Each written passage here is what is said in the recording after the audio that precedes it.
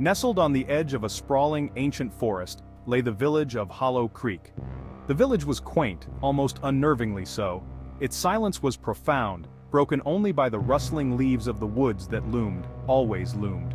Locals called them the Vanishing Woods, and their name was uttered in hushed tones, often accompanied by fearful glances.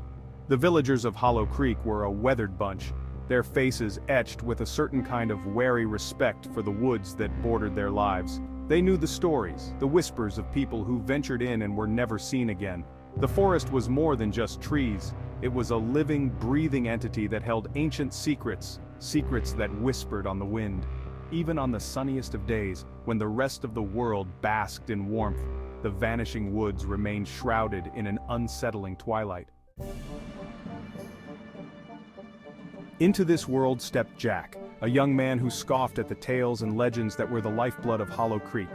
Jack was a man of science and logic, a firm believer in the tangible and the verifiable. He had arrived in the village on a research trip, eager to debunk the myths that had haunted the area for generations. I see the fear in their eyes, the way they avoid even mentioning the woods. Their superstitions and rituals, their offerings left at the edge of the trees as if to appease some unseen entity. Jack was determined to prove that the Vanishing Woods held no more mystery than any other forest. He set up camp on the outskirts of the village, his tent a beacon of modernity against the backdrop of the ancient woods. He had with him all the tools of his trade: maps, compasses, and a healthy dose of skepticism. One evening, as the sun began its final descent, casting long shadows across the village, Jack found himself in the company of Old Man Hemlock, the village elder. Hemlock was a man who seemed as old as time itself, his face a roadmap of wrinkles and his eyes holding the wisdom of generations. There is an ancient ritual, a pact made between our ancestors and a dark entity that resides within the forest. The entity promised prosperity and protection in exchange for a terrible price, a yearly sacrifice. For generations, the villagers upheld their end of the bargain, offering up their most prized possessions to the entity. But as time wore on, greed and fear began to fester in the hearts of the villagers. That night, as Jack lay in his tent, the wind howling like a banshee outside, he found himself haunted by Hemlock's words. The old man's story, dismissed by Jack as the ramblings of a superstitious old man, now wormed its way into his thoughts. He heard strange noises rustling in the undergrowth just beyond the flimsy barrier of his tent, whispers carried on the wind that seemed to speak his name. He dismissed them as tricks of his imagination, the product of a tired mind and the unsettling atmosphere of the village. But as the night wore on, the noises grew bolder, more insistent. He could have sworn he saw figures moving in the shadows, their eyes glowing with an eerie light. He was no longer the skeptic, the man of science. Despite the unsettling events of the night, my curiosity, now tinged with a healthy dose of fear, outweighed my better judgment. I packed my gear, a knot of apprehension tightening in my stomach with each step I took towards the imposing tree line. As Jack entered the woods, the air grew noticeably colder, the silence deeper. The sunlight struggled to penetrate the thick canopy above, casting the forest floor in a perpetual twilight. He felt a weight settle on his chest, a sense of dread he couldn't shake off. The deeper he ventured into the woods, the more oppressive the atmosphere became. The trees seemed to press in on him, their branches reaching out like skeletal fingers. The air was thick with the smell of damp earth and decay. Hours turned into what felt like days as Jack ventured deeper into the Vanishing Woods. The trees grew denser, their branches intertwining overhead to form a suffocating canopy that blocked out the sun. The air was heavy with moisture, and a thick fog clung to the ground, swirling around his feet like phantoms. He was surrounded by the sounds of the forest, the rustling of leaves, the snapping of twigs, the distant cry of a bird. But there was an underlying silence that was unnerving, a sense that something was watching him. The forest floor was littered with the remnants of those who had ventured into the woods and never returned. He saw backpacks, discarded clothing, even a camera, its lens staring up at him like a vacant eye. Each object whispered a silent story of fear and desperation. As twilight began to creep in, casting long, eerie shadows through the trees, Jack stumbled upon a campsite. A half-pitched tent, its fabric ripped and flapping in the wind, stood abandoned amongst the trees. A cold fire pit sat in front of it, the remnants of a hastily extinguished fire smoldering within. Scattered around the campsite were various belongings: a backpack, a compass, a half-eaten can of beans.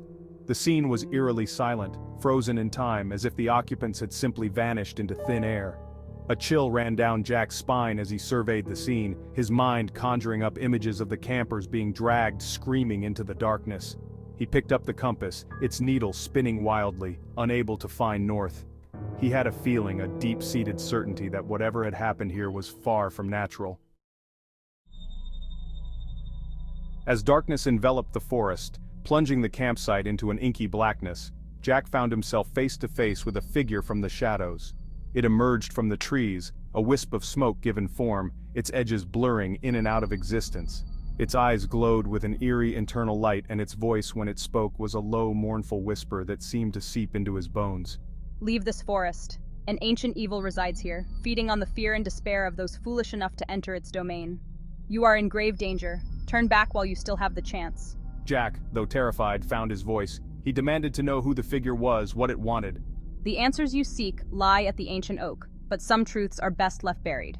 The figure began to fade, its form becoming more and more translucent with each passing second. Compelled by a force he couldn't explain, Jack found himself drawn back to the ancient oak. As he approached the clearing, the air grew heavy, the silence deafening. He could feel the weight of unseen eyes upon him, watching his every move. As he reached the base of the oak, he noticed something he hadn't seen before. Carved into the ancient bark of the tree was a series of symbols, their edges worn smooth by time and the elements. They were ancient runes, their meaning lost to time, but their power undeniable. He recognized one of the symbols from Old Man Hemlock's stories.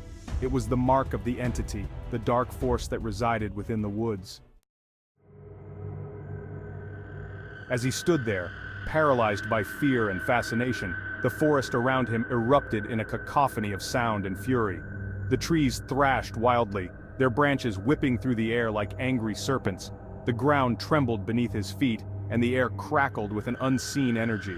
From the base of the ancient oak, a figure began to rise. It was a swirling vortex of shadows and light, its form constantly shifting, its edges blurring in and out of existence. It was the entity, the dark force that had haunted the woods for centuries, drawn forth from its slumber by Jack's presence. The entity spoke, its voice a chorus of whispers, each one filled with an ancient hunger. It recounted the pact it had made with the villagers, their betrayal, and the curse it had unleashed upon them. As the entity prepared to unleash its wrath, Jack noticed something glinting in the dim light. Half buried in the roots of the ancient oak, he saw it. A dagger, its blade black as night, its hilt adorned with the same ancient runes that were carved into the tree. This was no ordinary weapon, this was the key to breaking the curse. Driven by a desperate hope, Jack lunged for the dagger. The entity, sensing his intentions, lashed out, its shadowy tendrils wrapping around him, trying to pull him away. But Jack was determined. He grabbed the dagger, its cold metal sending a jolt through his arm, and with all his might, he plunged it into the heart of the ancient oak. A blinding light erupted from the tree, the force of it throwing Jack backwards. Battered and bruised but alive, Jack emerged from the vanishing woods. The forest, once a place of fear and death, was strangely peaceful. The air felt lighter, cleaner, as if a weight had been lifted. The trees, though still imposing, no longer seemed to press in on him, their branches no longer reaching out like skeletal fingers. He returned to Hollow Creek, the rising sun casting long shadows behind him.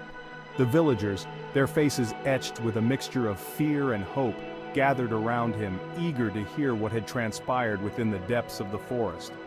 He told them of his encounter with the entity, of the curse, and of how he had broken it.